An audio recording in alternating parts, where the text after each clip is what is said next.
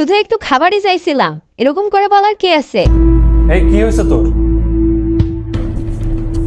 দেখো সুমাইয়া, বিয়ের পর আমাদের উপরে দুই পরিবারের দায়িত্ব চলে আসে। আমাদের উচিত দুই পরিবারের সমান খেয়াল রাখা, যাতে করে কেউ কষ্ট না পায়।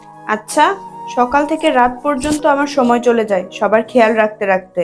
আমি সেটা বলতেছি না, আমি বলতেছি আমার বোন মাত্র তোমার থেকে খাবার চাইলে তুমি কেন বললা কিচেন থেকে গিয়ে খাবার নিয়ে নিতে? তুমি দিতে পারতা না ওকে খাবার? আরে কত মিথ্যা কথা বলেও! আমি বললাম যে সবার খাওয়া দাওয়া শেষ, তোমার খাবার গরম করে কিচেনে রাখছি। আচ্ছা বাদ দাও, আমি বলতেছি একজন আরেকজনের সবসময় হেল্প করবা, তাইলে সম্পর্কটা মজবুত হবে। হ্যাঁ, হ্যালো, স্টেশনে চলে আসছিস? কি একা একা আসতে পারবি না? আচ্ছা তুই দাঁড়া, আমি তোর ভাইয়াকে পাঠাচ্ছি। আচ্ছা শোনো, আমার বোন আসছে, তুমি একটু স্টেশন থেকে নিয়ে আসো না। ও নাকি রাস্তা ভুলে গেছে, একা আসতে পারবে না। আমি কি চাকর? লোকেশন পাঠিয়ে দাও, তাহলে তো চলে আসবে। আমাকে গিয়ে কেন নিয়ে আসতে হবে? একটু আগেই তো সম্পর্ক মজবুত করার জ্ঞান দিচ্ছিলা, এখন কি হলো? একটা কথা মাথায় রাখো, জ্ঞান দেওয়া অনেক সহজ, কিন্তু সেটা নিজে মেনে চলা অনেক কঠিন। হ্যাঁ হ্যালো, দাঁড়া আমি আসতেছি।